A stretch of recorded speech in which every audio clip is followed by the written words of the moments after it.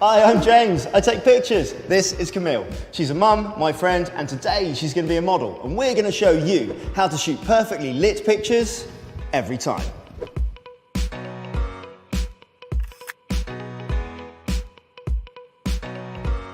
Now, I love capturing portraits on my mobile phone. It does everything for me. But sometimes I like to take back a little bit of creative control.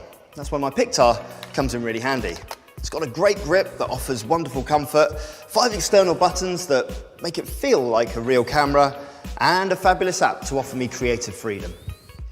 Now, the window we're using today is pretty big and pretty beautiful, but don't be put off by that. Any window will do. The principles are just the same. I've got 2 choices in the way that I use this light for my friend Camille. We can use it in way number 1 as our main light to give a soft, natural light to this beauty portrait. Or we can change Camille's position to use our window as a backlight to create a really creative and dynamic portrait. That's what we're going to do today. So to shoot this image, we need to consider a few things.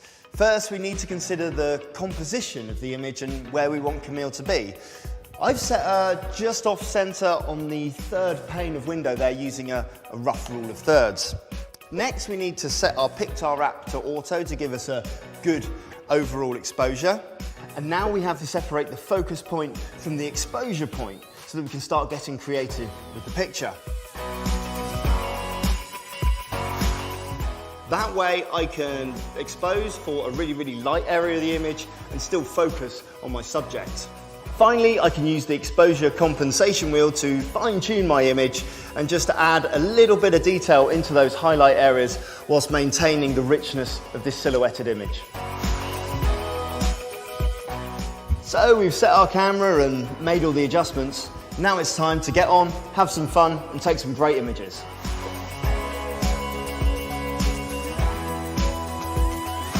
So to recap, we've done 3 things. Firstly, we've used our window as our main light.